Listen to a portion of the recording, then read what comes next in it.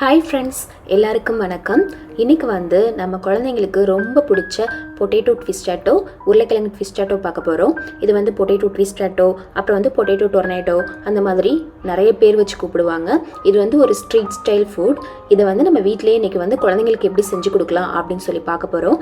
முதல்ல அதுக்கு தேவையான பொருளாக என்னென்னு பார்த்துடலாம். முதல்ல இன்றைக்கி 4 உருளைக்கிழங்கு வாஷ் பண்ணிவிட்டு எடுத்து வச்சுருக்கேன். இப்போ இதோட தோலை உரிச்சு எடுத்துக்கலாம்.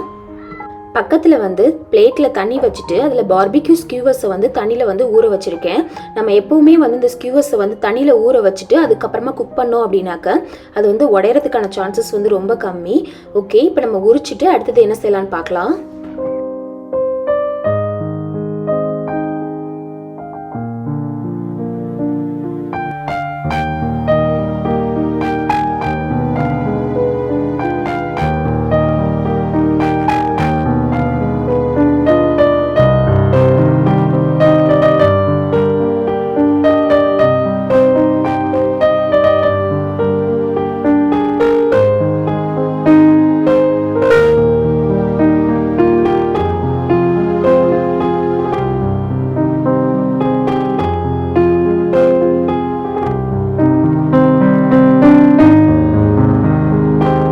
ரெசிபி செய்கிறதுக்கு முன்னாடி இந்த பொட்டேட்டோ ட்விஸ்டாட்டோ மிஷின் பற்றி நான் உங்ககிட்ட சொல்லிடுறேன்.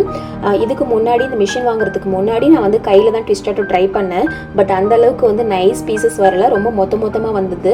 எனக்கு கடையில் வாங்குற மாதிரியே செய்யணும் அப்படின்னு சொல்லிட்டு ஒரு ஆசை. அதுக்காக இந்த மிஷின் ட்ரை பண்ணலாம் அப்படின்னு சொல்லிட்டு நான் வாங்கினேன். நான் எக்ஸ்பெக்ட் பண்ண மாதிரியே ஆல்ரெடி நான் 2 டைம்ஸ் செஞ்சு பார்த்துட்டேன். எக்ஸ்பெக்ட் பண்ண மாதிரியே ரொம்ப நைஸ் பீசஸாக அழகாக வந்திருந்தது. அதனால தான் நான் உங்க கூட இதை ஷேர் பண்ணுறேன். இப்போ ஃபஸ்ட்டு இந்த மிஷின் பற்றி நான் உங்ககிட்ட சொல்லிடுறேன். இதில் உள்ள ட்ராபேக்கே நான் உங்க கூட ஷேர் பண்ணுறேன். இந்த மிஷின் பொறுத்த வரைக்கும் அந்த பொட்டேட்டோ சுற்றிட்டு வெளியில் வருது இல்லையா, அந்த பிளேட்ஸ் பொட்டேட்டோ நம்ம ப்ரெஸ் பண்ணிவிட்டு அது கூட அட்டாச் பண்ணிட்டோம் அப்படின்னா அது கிரிப்பை பொட்டேட்டோ நல்லா பிடிச்சிக்கும். அதுக்கப்புறமா சுற்றி எடுத்துகிட்டு போயிட்டு இங்கே ஷார்ப்பன் பிளேட் இந்த எட்ஜில் கொடுத்துருக்காங்க. இந்த பிளேடில் போயிட்டு அந்த பொட்டேட்டோ ஸ்லைஸ் ஆகிட்டு அழகாக கட் ஆகிட்டு நல்லா ஸ்ப்ரிங் ரோல் மாதிரி அழகாக வெளியில் வரும். ஸ்ப்ரிங்ஸ் மாதிரி வெளியில் வரும் பொட்டேட்டோஸ். அடுத்ததாக இந்த பிளேடு ரொம்ப நல்லா ஷார்ப்பாக இருக்குது. அதனால் பொட்டேட்டோஸும் நல்லா தின்னாக நமக்கு ஸ்லைஸ் பண்ணி கொடுக்குது. இதுக்கு வெண்டர் 2 எக்ஸ்ட்ரா பிளேட்ஸும் கொடுத்துருக்காங்க. நம்ம சப்போஸ் இது ஃபியூச்சரில் மலங்கிடுச்சு அப்படின்னாக்கா நம்ம அந்த பிளேட் கூட இது கூட அட்டாச் பண்ணிக்கலாம். இதில் இருக்க முக்கியமான ட்ராபேக் என்னன்னு பார்த்தீங்கன்னா இதோட மோல்டிங். இது சுற்றிக்கும் இருக்கு இல்லையா, நான் பிளேடையோ இல்லை அந்த பொட்டேட்டோ கிரிப்பரையோ நான் சொல்லலை. இதை சுற்றியும் இருக்க அந்த பாக்ஸ் மாதிரி இருக்கு இல்லையா, அந்த மோல்டிங் அவங்க சரியாகவே மோல்ட் பண்ணலை. அதனால் இது கையை ஹர்ட் பண்ணுறதுக்கு நிறைய சான்சஸ் இருக்குது. ஸோ செய்யல கொஞ்சம் கவனமாக பார்த்து செய்யணும். அவ்வளோதான். அது ஒன்று தான் இதோட ட்ராபேக். மற்றபடி வேறு எதுவுமே கிடையாது. எனிவே நம்ம வீக்லி ஒன்ஸ் தான் யூஸ் பண்ண போகிறோம். ஸோ நம்ம அதை பற்றி ஒரி பண்ணிக்க தேவையில்லை. யூஸ் பண்ணையில கொஞ்சம் சேஃபாக யூஸ் பண்ணால் போதும். இந்த மிஷின் நான் அமேசானில் வாங்கினேன். இதோட லிங்க் நான் டிஸ்கிரிப்ஷன் பாக்ஸில் கொடுத்துருக்கேன். தேவைப்படுறவங்க செக் பண்ணிக்கோங்க. இப்போ நம்ம ரெசிபி செய்கிறதுக்கு ஸ்டார்ட் பண்ணலாம். இந்த ஸ்கியூவரை பொட்டேட்டோ கூட நம்ம ஃபிக்ஸ் பண்ணதுக்கு அப்புறமா இந்த மிஷினில் நம்ம போய்ட்டு செட் பண்ணிடலாம். அதுக்கு 2 டிப் இருக்கும் இல்லையா, ஸ்கியூவருக்கு 2 எட்ஜ் இருக்கும் இல்லையா, அதில் ஒரு எட்ஜை நம்ம அந்த பொட்டேட்டோ கிரிப்பர் இருக்கு இல்லையா, அதில் ஒரு ஹோல் கொடுத்துருப்பாங்க. அதே மாதிரி நம்ம அந்த பிளேட் கட் பண்ணல, பொட்டேட்டோ கட் பண்ணும் இல்லையா ஸ்லைசர், அந்த இடத்துலையும் ஒரு ஹோல் கொடுத்துருப்பாங்க. இது ரெண்டுத்தையும் அதை ஃபிக்ஸ் பண்ணிவிட்டு நடுவில் அந்த பொட்டேட்டோவை வச்சுட்டு ஒரு பிரிட்ஜ் மாதிரி அது செட் ஆகிடும். அதுக்கப்புறமா அந்த பொட்டேட்டோ நம்ம கிரிப்பர் கூட நம்ம அட்டாச் பண்ணதுக்கு அப்புறமா நம்ம சுத்த ஆரம்பிக்கணும். சுத்தையில் போயிட்டு அழகாக போயிட்டு அது ஸ்லைஸில் போயிட்டு கட் ஆகிட்டு அழகாக ஸ்ப்ரிங் மாதிரி வெளியில் வரும். இப்போ நீங்கள் அதை தான் பார்த்துட்டு இருக்கீங்க. கொஞ்சம் பொட்டேட்டோஸ் வேஸ்ட் ஆகிற மாதிரி இருக்கும். நீங்கள் லாஸ்ட்டில் எட்ஜில் கொஞ்சம் பொட்டேட்டோ வேஸ்ட் ஆகும். அது எல்லாத்தையும் நீங்கள் மொத்தமாக எடுத்து வச்சுட்டு பொரியல் பண்ணிக்கலாம், உருளைக்கிழங்கு பொரியல் பண்ணிக்கலாம். அதை பற்றி ஒன்றும் பொரி பண்ணிக்க வேணாம். 2வது உருளைக்கிழங்கு இப்போ நான் ஸ்லைஸ் பண்ணிட்டு இருக்கேன்.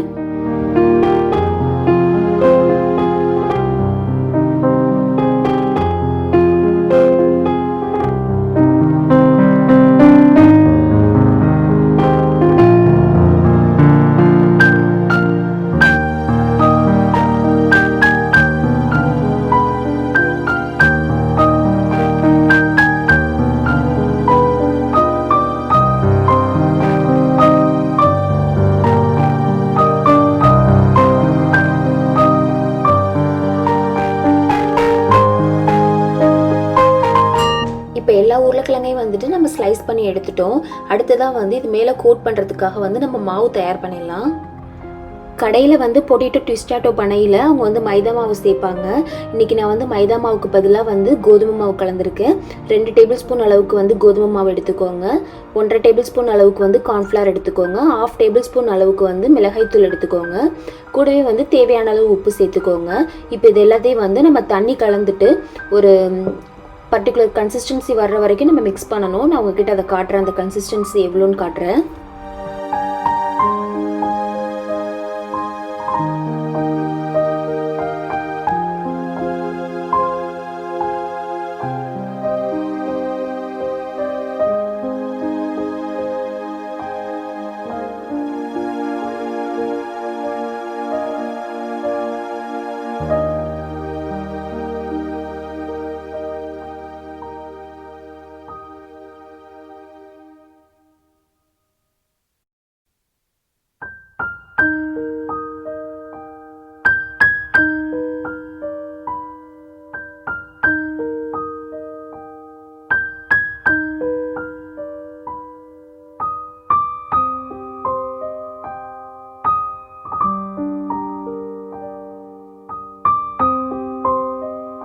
தான் அந்த கன்சிஸ்டன்சி.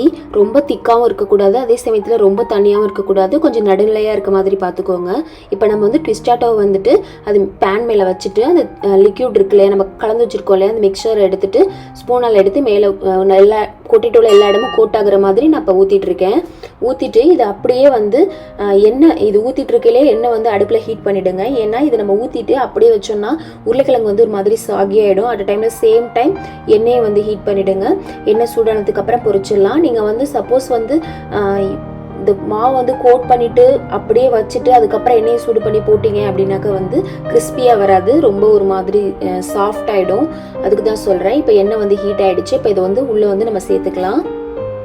பொட்டேட்டோ வந்து ஹீட் ஆனதுக்கு அப்புறமா நம்ம 2 பக்கமும் வந்து நல்லா ப்ரௌன் கலரில் ஆகிற மாதிரி நல்லா முறுமுறுன்னு கிறிஸ்பியாக இருக்க வரைக்கும் நம்ம எண்ணெயில் பொரிக்கணும். அதுக்கப்புறமா அதை எண்ணெயிலேருந்து நம்ம வெளியில் எடுத்துடலாம்.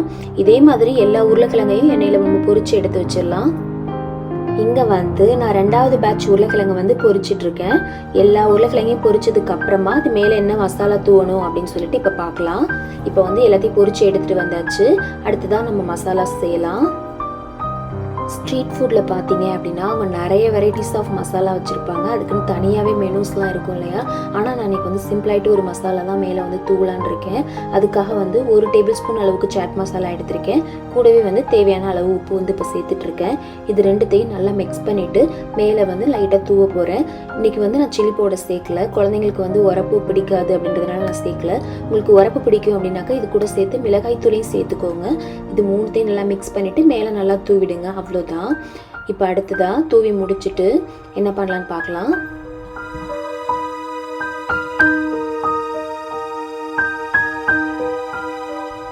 நான் ஸ்ட்ரீட் ஃபுட் ஸ்டைல்லே பண்ணுறதுனால இன்றைக்கி வந்து நான் மேனேஸ் வந்துட்டு இந்த பொட்டேட்டோஸ் ட்விஸ்டாட்டோ இருக்கு இல்லையா, அது மேலே வந்து நான் டாப்பிங் கொடுக்க போகிறேன். இது கம்ப்ளீட்டாக ஆப்ஷனல் தான். இது வேணும்னா நீங்கள் ஸ்கிப் பண்ணிக்கலாம்.